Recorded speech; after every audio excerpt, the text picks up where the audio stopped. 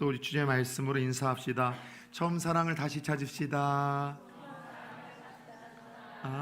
올 한해 여러분이 하나님과 또 여러분 직장 또 사람들 앞에서 가지셨던 그 초심들 다시 회복할 수 있는 한 해가 되어지길 축원합니다. 오늘부터 이제 계속해서 절기를 통해 만나는 예수 그리스도라는 시리즈 제목으로 하나님께서 이스라엘 백성들에게 성막을 지으라고 말씀하셨던 명령과 더불어 또 우리 지난번에는요 우리에게 주셨었던 제사를 통해서 또 규례를 지키라는 명령과 더불어 또 이스라엘 백성들이 영원히 기념하며 지키라고 말씀하신 또 다른 명령이 있는데 따라서 봅시다. 절기를 지키라. 그래서 이스라엘 백성들이 대대로 잊지 않고 기념하며 지켜야 될 7가지 절기가 있는데 이 절기를 통해서 우리가 예수 그리스도를 만나고 또 우리에게 오신 그 예수님의 은혜를 다시 회복할 수 있는 한 해가 되었으면 좋겠습니다. 그런 의미에서 오늘은 첫 번째 이스라엘 백성들의 7가지 절기 중에 가장 중요한 절기가 있다면 따라서 해볼까요? 유월절. 7가지 절기를 지키라고 했는데 이 7가지 절기 중에 또 가장 중요한 3가지의 절기가 있습니다. 유월절과 또 칠칠절과 장막절이라고 하는 절기인데요, 7대 절기이든 3대 절기이든 그 중에 가장 중요해서 우리가 지키어 또 기념해야 될 절기가 바로 오늘 첫 번째 여러분들과 나눌 유월절이라고 할 수 있습니다. 어떤 절기일까요? 이 절기를 명하시고 기념하라 하신 그 영적 의미와 또 하나님의 마음은 무엇일까요? 어느 한 목사님이 유럽을 여행하다가 노르웨이를 방문하게 되었다고 합니다. 그래서 시골길을 걷는데 아주 시골 한쪽에 예쁘게 지어진 이 교회가 있더래요. 그래서 가까이 가서 교회를 봤더니 일반 교회하고는 조금 다른 모습으로 이 교회가 세워져 있기에 혹시 이상한 종교, 이상한 교회인가 싶어서 주위에 지나가는 사람들에게 물어봤다고 합니다. 일반 교회와 왜 다른가 하면 대부분의 교회 건물 위에는 무엇이 세워졌습니까? 기독교의 상징물이라고 할 수 있는 십자가가 세워져 있잖아요. 근데 이 교회는요, 누가 봐도 교회 건물이긴 한데 이 종탑 위에 십자가가 아니라 양의 모양을 한 조각상 하나가 세워졌더래요. 일반적이진 않죠. 그래서 지나가는 분에게 물어봤다고 합니다. 그랬더니 하는 얘기가 원래는 교회를 지을 때 당연히 십자가를 세울 계획이었다고 합니다. 그런데 이 교회를 지으며 십자가를 세우는 이 작업을 진행하다가 인부 하나가 실수로 미끄러져서 떨어졌다는 거예요. 상상해 봅시다. 교회를 짓다가 여러분 사람이 죽는다면 얼마나 여러분 이게 불명예스럽고 또 이게 안 좋은 이야기겠습니까? 그런데 떨어지긴 떨어졌는데 순간 인부도 죽었구나, 다 끝났다 생각을 했는데 기가 막히게 떨어지는 그 찰나에 교회 앞을 지나가는 여러분 양무리가 있었다고 합니다. 그런데 이 지나가는 그 양무리 위에 이 인부가 떨어져 가지고 양은 압사해서 직사를 했고 인부는 살아가 났다고 합니다. 그래서 대신 이 양 한 마리가 죽었는데 그 양이 너무 고맙고 교회 입장으로서도 불미스러운 사건과 소문이 제거되다 보니까 이 양을 기념하기 위해서 하나님의 은혜와 보호하심이라는 생각 속에서 이 교회와 인부가 십자가 대신 상의해서 양을 조각해서 세웠다는 이야기를 들려주더랍니다. 흥미로운 것은 오늘 이스라엘의 중요한 7가지 절기 중에 이 유월절을 우리가 함께 접하면서도 역시 한 어린 양의 희생으로 인해 생명을 건지게 된 또 다른 구원의 사건이 사실 이 유월절의 스토리에서 좀 우리들에게 소개가 됩니다. 자, 하나님께서는 하나님의 종 모세를 통하여 애굽의 바로 왕에게 계속 이 명령을 선포하셨습니다. 내 백성을 이제는 좀 풀어줘라. 내 이스라엘 백성들을 이제는 좀 보내줘라. 근데 하나님의 이 명령을 애굽 왕이 마음이 완고해서 끝까지 거절을 하자 하나님은 계속해서 그 애굽 땅에 하나님의 이 심판과 재앙을 하나 둘 내리기 시작하셨고 결국 여러분들 9가지 이 재앙을 내렸지만 이 바로 왕의 마음이 강팍해서 이스라엘 백성들을 내보내지 않는 겁니다. 결국 하나님은 마지막 10번째 재앙을 준비하셨죠. 그 마지막 10번째 재앙이 무엇입니까? 그 애굽 땅 안에 있는 모든 생명체들, 그 가운데 처음 태어난 것은 그것이 짐승이든 사람이든 첫 번째 태어난 것은 다 초생들은 죽게 될 것이라는 경고와 명령이셨습니다. 그러나 사랑의 하나님께서는 이 재앙에서 피할 수 있는 모든 초태생들이 다 죽을 수밖에 없는 마지막 재앙에서 여러분 구원받을 수 있는 유일한 방법을 하나 알려주셨습니다. 그게 바로 12장 5절에서 8절의 여러분 이야기예요. 먼저 흠 없는 어린 양 하나를 심판이 약속된 날 저녁에 잡으라는 거죠. 그래서 그 어린 양을 잡은 뒤에 그 피를 여러분 집 문설주라는 것은 좌우 문의 기둥을 의미합니다. 또 하나 임방 문의 위쪽 부분에 바르고 그 집 안에 들어가 그날 잡은 양고기를 같이 먹으라는 거예요. 그러면은 그날 밤 죽음의 사자가 온 지역을 애굽을 돌아다니면서 그 어린 양의 희생으로 인하여 피가 문에 발라진 그 집은요, 이 죽음을 보지 않고 죽음의 사자가 넘어가겠다는 약속을 이스라엘 백성들에게 들려주신 거죠. 결국 그날 밤 이 말도 안 되는 구원의 약속을 믿고 순종한 이스라엘 백성들은 구원을 받았지만 믿지 않았던 사람들은 장자를 잃어버리게 되는 안타까운 슬픔의 밤을 맞게 됩니다. 그리고 이 사건을 통해서 이스라엘 백성들은 드디어 애굽 바로 왕의 항복을 받고 이 애굽으로부터 드디어 해방이 되어 자유와 행복한 삶을 얻게 됩니다. 이처럼 죽음으로부터 하나님의 은혜로 구원을 얻고 또 출애굽하며 자유의 날, 새로운 삶을 시작한 날을 기념하는 절기가 따라 세웁시다. 유월절. 그래서 이스라엘의 역사에서 7대 절기이든 3대 절기이든 지켜야 될 모든 절기 중에 가장 중요한 절기가 이 유월절이라고 할 수 있습니다. 중요한 것은 왜 유월절을 하나님께서는 기념하고 대대로 지키라고 하셨을까요? 이 유월절 사건은요, 오늘 살아가는 우리들에게도 하나님 주시는 아주 중요한 영적인 의미와 교훈이 담겨 있습니다. 유월절의 의미는 무엇일까요? 첫 번째, 유월절은요, 어린 양이 되어 십자가에서 죽으실, 따라서 해볼까요? 예수님을 예표하는 사건입니다. 어린 양으로서 우리의 죄를 위해 대신 희생하실 예수 그리스도를 예표하는 사건이 이 유월절의 첫 번째 의미예요. 여러분, 성경의 주인공은 예수님입니다. 믿으십니까? 정말 구약은 39권이 앞으로 오실 예수님에 대한 약속이고요, 신약 27권은 이미 오신 예수님에 대한 이야기. 그래서 39권, 27권, 도합 66권은요 전체 예수님에 대한 이야기가 바로 성경 이야기라고 할 수 있어요. 그래서 여러분, 어떤 신학자가 그런 기가 막힌 표현을 했다고 했죠. 믿음의 칼로 성경 어느 곳을 찌르더라도, 따라서 해볼까요? 예수의 피가 흘러야 됩니다. 네. 그래서 성경 어느 곳을, 어떤 사건을, 어떤 말씀을 찌르더라도요 결국 예수의 피가 흘러야 되는 것이 이 성경의 여러분들 이야기라고 할 수 있어요. 그런 의미에서 에덴 동산으로 여러분을 한번 초청해 보고 싶습니다. 인류 첫 번째 여러분들 이제 범죄가 있었던 에덴 동산, 아담과 하와가 범죄했죠. 하나님이 부끄러워서 또 수치스러워서 동산 숲을 이 사이에 숨어 들어갔고, 또 자신들이 죄로 인해서 이 부끄러운 수치심이 드러나 그것을 가리려고 무화과 나무 잎으로 옷을 해 입었습니다. 근데 그 무화과 나무 잎으로 해 입은 옷이 여러분들 그 얼마나 가겠습니까? 시들어서 여러분들 물기가 다 사라지면은 다 떨어지게 되고 부끄러움이 여지없이 드러나게 되죠.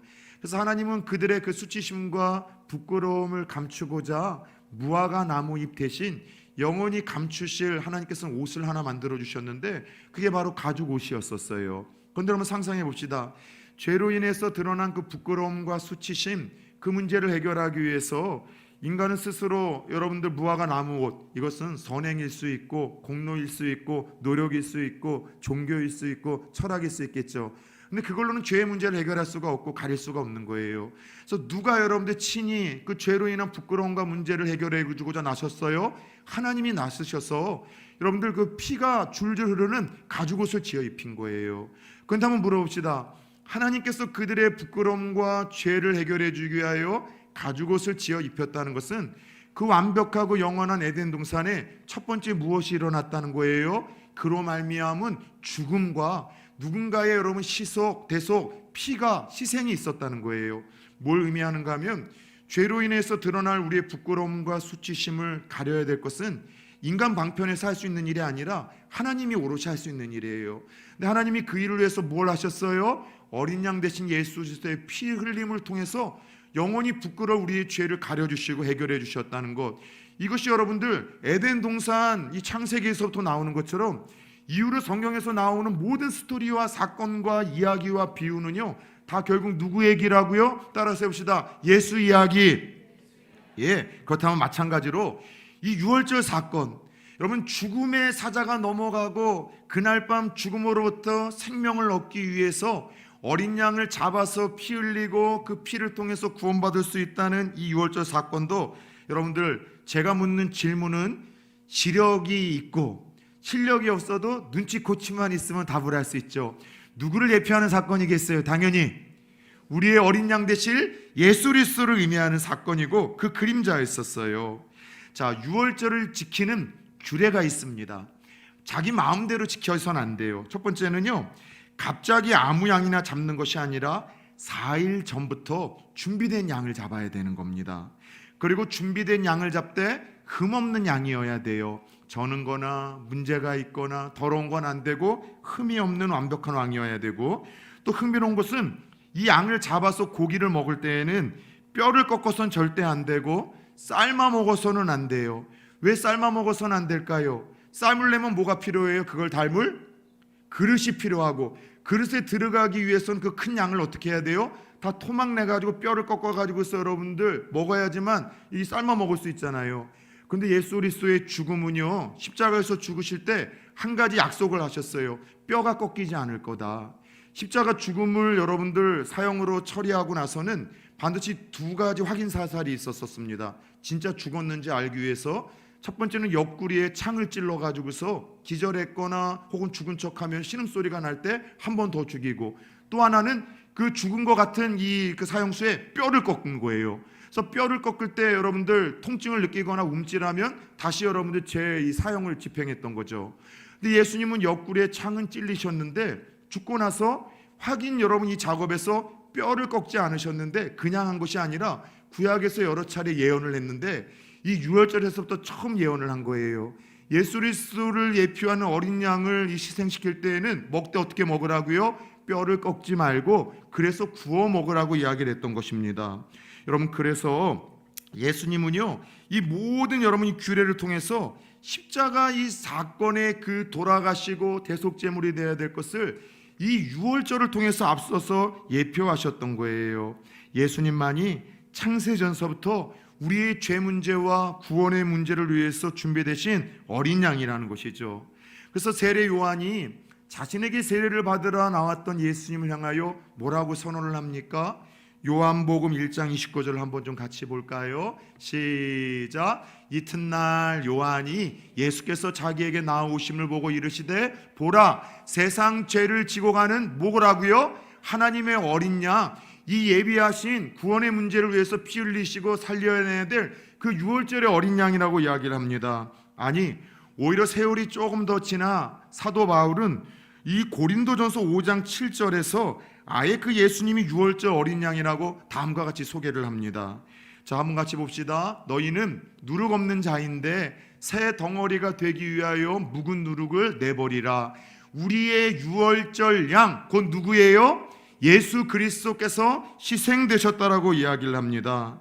여러분, 그래서 유월절은 죄가 없으신 예수님께서 하나님의 계획대로 그 약속대로 어린 양이 되어 십자가에서 죽으실 것을 예표하는 사건이었기에 가장 중요한 사건이고 신앙생활과 더불어 이것을 기념하라 명령을 하셨던 거예요. 두 번째, 유월절을 지키라 말씀하셨던 그 의미와 교훈은요, 어린 양이 되신 여러분 이 예수의 피와 희생만이 구원을 위한 절대적인 조건이라는 거죠. 우리가 구원을 받기 위해선 다른 방법이 없어요. 여러분, 이 유월절의 이 밤 이스라엘 백성들이 구원을 받기 위해서는 다른 방법이 제시된 적이 없습니다. 오롯이 예비하신 그 양, 흠없는 그 양, 그걸 희생시켜 그 피가 뿌려지고 발라져야지만 구원받을 수 있다는 유일한 여러분 구원의 조건을 하나님께서 거르시고 명령을 하세요. 마찬가지로 우리의 죄 문제와 구원의 문제를 위한 유일한 여러분 조건, 아니 절대 조건은요, 다른 것이 아니라 예수 그리스도의 죽음과 피 흘리심을 통해서만 죄 문제가 해결되고 영생의 문제가 해결되고 구원의 문제가 해결된다는 것을 깨달을 수 있기를 축원합니다. 그날 밤 죽음의 재앙이 온 애굽 땅에 찾아왔을 때 죽음과 생명의 경계에는 다른 것이 필요치 않았어요. 어린 양의 피가 그 문에, 집 문에 발라져 있느냐 없느냐, 이것이 죽음과 생명의 유일한 경계였었습니다. 그 집안에 있는 사람들이 얼마나 선한 사람들이냐, 얼마나 말씀을 잘 지켰느냐, 종교적인 열심을 내었느냐, 아니면 얼마나 악하고 더러웠느냐, 이것은요 아무런 문제가 되지 않았어요. 심지어 그 집안에 앉아있던 사람들이 구원의 확신이 있었느냐 확신이 없었느냐도 여러분 생명과 죽음을 가름하는 그날 밤 경계에는 아무런 문제가 되지 않았습니다. 그날 밤 생명과 죽음을 가름하는 여러분 유일한 조건은요, 하나님의 명령대로 어린 양의 희생이 있었냐는 거예요. 그 어린 양을 의지했냐는 거예요. 어린 양의 그 피가 문에 뿌려졌는지가 삶과 죽음을 가늠하는 절대적인 단 하나의 조건이었었어요. 우리에게 주시는 아주 중요한 여러분 영적인 의미가 있습니다. 사실 신앙생활을 하다 보면 예수를 믿어도 바른 삶을 살지 못할 때가 있습니다. 예수를 믿어도 넘어질 때가 있고, 믿는 사람이 어떻게 이런 죄를 지을 수 있어? 주위 사람들도 이야기하지만 걸리지 않은 죄 가운데 나 스스로 볼 때에도 역겨울 때 여러분 종종 있어요. 여러분들 유혹에 빠져 죄짓고 넘어지고 쓰러지고 하나님께 멀어졌을 때 우리에게는 자꾸 이런 생각이 찾아오지 않습니까? 내가 정말 구원받았는가? 내가 정말 하나님의 아들, 딸이라고 할 수 있는가? 내가 죽으면 천국에 갈 수 있는가? 물론 이 질문에 대해서 예스라고 답할 수 있을 때가 있습니다. 내가 적어도 주일 예배 빠지지 않고 제법 경건의 생활을 좀 하고 삶 속에서 예수 믿는 흉내를 내며 거룩하게 살 때에는 오늘 죽어도 천국에서 눈 뜰 수 있을 것 같아요. 하나님이 나를 구원하셨다는 확신이 있습니다. 그런데 우리의 신앙이 늘 그렇게 여러분 꽃밭만 거니냐는 것이죠. 믿음에도 불구하고 유혹과 시험 속에 쓰러질 때 있다니까는요, 넘어질 때 있다니까는요, 실패할 때 있다니까는요, 나 자신이 역겨울 만큼 정말 형편없이 죄 가운데 뒹굴 때가 있다니까는요. 그럴 때는 구원받았는지, 내가 정말 천국에 갈 수 있는지 의심이 들고 자신감이 없어서 그런 구원의 확신이 흔들릴 때가 종종 있다는 것이죠. 전후자를 한번 물어봅시다. 당신은 아니시지요? 근데 그럴 때가 종종 있어요. 그런데 여러분들, 오늘 본문 속의 이스라엘 백성들도 이런 의심과 두려움이 왜 없겠습니까? 저는 성경을 볼 때 그냥 우리가 결과론적으로 그래서 그랬다더라 이렇게 읽으면 아무런 감동과 도전이 없어요. 제가 성경을 읽을 때 자주 하는 방식은 두 가지인데, 항상 예수님의 생각 속에서 그 문제와 그 사항들을 좀 풀어가는 것과, 또 하나는 제가 그 현장에 한번 상상의 나래를 펴고 뛰어들어서 그 당사자들이 한번 돼보는 거예요. 그날 밤 애굽에 여러분 죽음의 사자가 지나갈 때 설마 진짜 그럴까? 긴가민가하고 아리스칼리하고 알쏭달쏭하고 정말 확신이 서지 않을 때 드디어 옆집에서 막 비명소리가 들리는 거예요. 여보, 누구야? 눈 좀 떠봐. 막 비명소리가 들리고 울음바다가 되어졌었을 때, 여러분 솔직히 한번 생각해 봅시다. 옆집에서 막 비명소리와 통곡소리가 들리는데 그걸 듣는 사람들이 어떤 생각이 들었겠어요? 나도 죽는 거 아닌가? 우리 집에도 죽음의 사자가 오는 것 아닌가? 그렇고 두렵고 불안한 마음, 의심이 왜 안 들었겠습니까? 그러나 오직 말씀을 보면은요, 유일한 구원의 조건은요, 집안에 있던 사람들이 누구냐는 하등의 상관이 없었어요.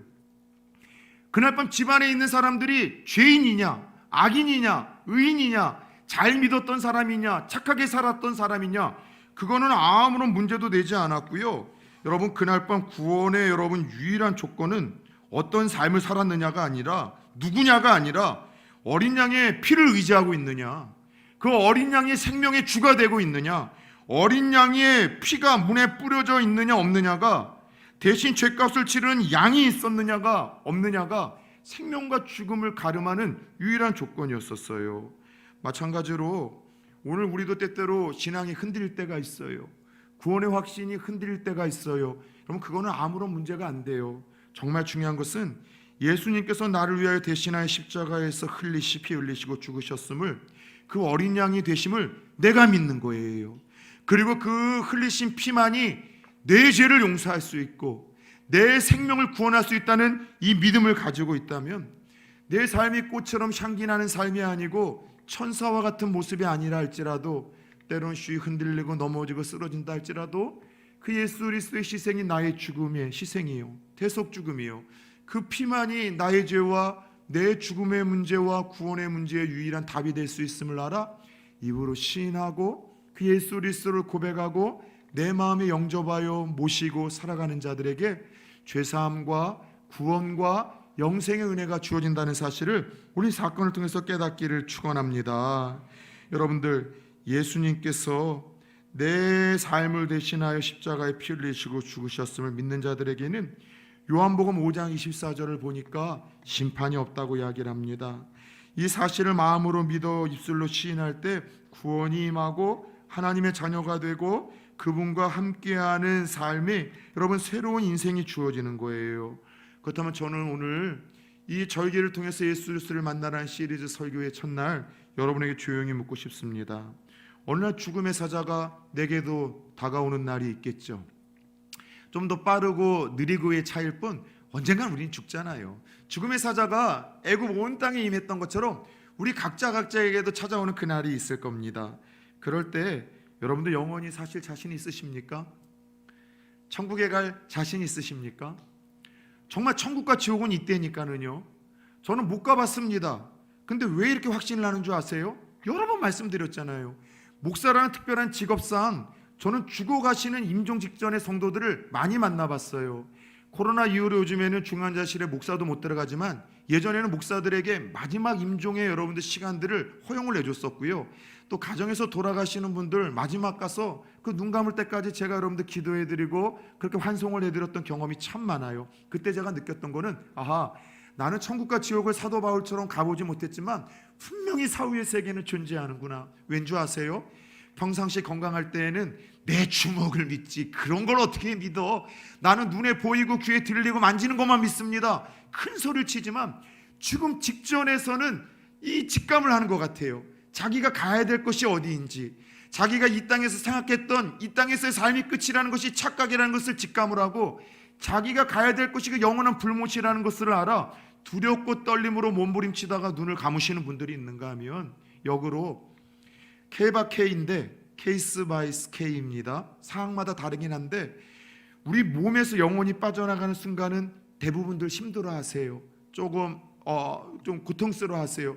그러나 그 마지막 순간에 하늘의 문이 열리는 것을 보시는 분이 있고, 예수님이 마중 나오신 것을 보시는 분이 있고, 천사가 마중 나온 것을 보시는 것이 있어서 생중계를 하시면서 눈을 감으시는데, 그냥 돌아가신 것이 아니라 보면은 그냥 눈만 감고 주무시는 것처럼 마음이 너무나 평안한 분들이 있는 거예요. 이걸 보면서 여러분, 천국과 지옥이 우리 사후 세계 가운데 반드시 존재한다는 걸 확신합니다. 자, 그렇다면 어느 날 죽음의 사자가 내게도 올 때 영원히 살 자신이 있습니까? 천국 가실 자신이 있으신가요? 만약 자신이 없다면 무엇 때문입니까? 여러분의 죄인이어서요? 자주 넘어져서요? 죄가 많아서요? 그런 건 하등에 여러분들 필요가 없다니까는요. 천국에 갈 자신이 있고 영원히 살 자신이 있다면 그 자신은 어디서 나옵니까? 예배 잘 드렸어요? 교회에서 열심히 봉사했어요? 남들보다 더 많이 헌신했어요? 천만의 말씀, 그건 하등에 중요치 않아요. 여러분, 우리가 천국과 지옥, 생과 사를 구분하는 유일한 경계선은 예수 그리스도가 어린 양이 되어 나를 위해서 죽으셨음을 내가 믿는 것과, 믿으십니까? 시인하는 것과, 믿으십니까? 내가 영접하고 그 피를 의지함에 있어서 결정이 되어지는 거예요. 사랑하는 여러분들, 아직도 예수 그리스도를 나의 하나님, 나의 구원자로 고백하지 못하신 분들이 있다면, 신앙생활은 오늘 아침에도 이야기했던 것처럼 예수를 만나면서 시작이 되는 거예요. 오늘 그 예수 그리스도를 주여, 따라서 해보자. 주여, 나를 위해서 오신 메시아여, 내가 믿습니다. 내 안에 오셔서 내 죄를 용서하시고 내 삶을 드리오니 나의 영원한 구주가 되옵소서. 예수님의 이름으로 기도합니다. 그래도 안 하시는 분들은 어떤 이유인지 모르겠어요. 어쨌든 구원이라는 것은 억지로 인간이 주는 것이 아니라 하나님의 선물, 선택받은 자들에게 주어지는 축복이에요. 사랑하는 여러분들, 오늘 그 예수 그리스도를 나의 하나님, 나의 구원자로 고백할 때 우리에게 구원의 은혜가 주어지고 새로운 삶이 시작되는 줄 믿으시기 바랍니다. 이동화 목사의 이야기가 아니죠. 영접하는 자, 곧 그 이름을 믿는 자들에게는 하나님의 자녀가 되는 권세를 주셨으니 요한복음 1장 12절에서 약속하셨고, 요한복음 3장 16절도 외울 수 있는 분들은 한번 같이 외워볼까요? 하나님이 세상을 이처럼 사랑하사 독생자를 주셨으니 누구든지 저를 믿는 자마다 멸망치 않고 영생을 얻게 하려 하심이니라. 혹시 로마서 10장 9절 10절 외우시는 분들 있습니까? 성장반과 제자반 하셨던 분들 같이 한번 해볼까요? 내가 만일 시작, 내가 만일 예수를 내 주로 시인하며 하나님께서 그를 죽은 자 가운데서 살리신 것을 믿으면 구원을 받으리라. 사람이 마음으로 믿어 의에 이르고 입으로 시인하여 구원에 이르느니라. 요한복음 5장 24절 한번 좀 띄워주시겠어요? 여러분, 이 말씀과 약속을 같이 한번 우리 마음을 담아서 고백해 봅시다. 시작. 내가 진실로 진실로 너희에게 이르노니 내 말을 듣고 또 나 보내신 이를 믿는 자는 영생을 얻었고 심판에 이르지 아니하나니 사망에서 생명으로 옮겼느니라. 할렐루야. 이 믿음 가지시고 흔들림 없는 구원의 확신과 능력으로 살아갈 수 있기를 예수 그리스도의 이름으로 축원합니다. 끝으로 6월절은 마지막으로 새로운 역사가 시작됨을 선포하는 사건이에요. 오늘 본문 2절을 같이 한번 읽어봅시다. 시작. 이 달을 너희에게 달의 시작 곧 해의 첫 달이 되게 하고. 아멘. 이 6월절은 종교력으로 이스라엘 백성들에게 여러분 새해 1월 1일과 같아요. 이날 기점으로 이스라엘의 역사 첫날이 시작이 되어지는데, 옛날부터 그랬던 건 아니고 이 6월절 사건을 통해서 이날을 새해 첫날로 삼으라고 하나님이 말씀을 하셨던 거죠. 6월절은 죽음으로부터 건진받은 구원의 날인 동시에 평생 노예였던 그들이 해방되어 자유인이 되어 새로운 삶을 살아갔던 새날이기도 합니다. 삶의 목적도 없었어요. 삶의 의미도 없었어요. 꿈도 없었던 그들이 하나님이 약속하신 가나안 땅이라는 소망과 목적이 생기어 여행을 시작하게 된 날이죠. 마찬가지로 예수 그리스도의 피로 인해 구원을 얻게 되면 우리는 자유인 하나님의 자녀가 되고 새로운 삶이 시작되는 거예요. 나하고는 상관없던 그저 저 멀리 보이던 그 천국이 날로 날로 가깝도다. 멀리 뵈던 그 천국이 예수 그리스도의 피로 인하여 가까이 보게 되어지고 나와 상관 있는 곳이 되는 거예요.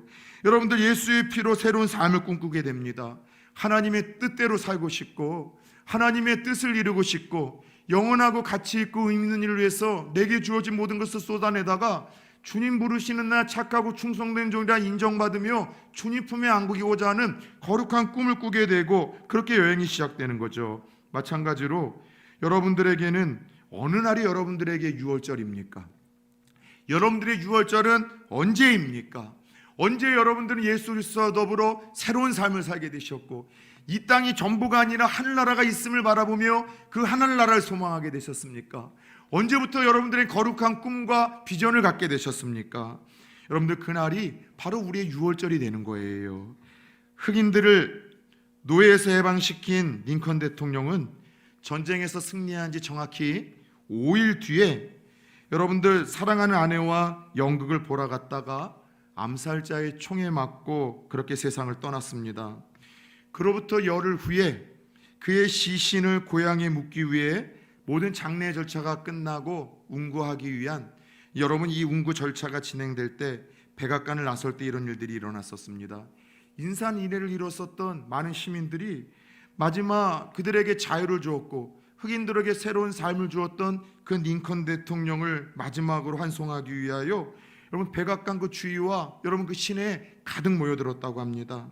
인산인해를 이룬 무리들 사이로 링컨 대통령의 시신을 실은 연구차가 지나갈 때 한 흑인 신사가 자신의 어린 아들을 번쩍 여러분 안아들고는 다음과 같은 이야기를 아들에게 들려줬다고 합니다. 아들아, 잘 봐야 돼.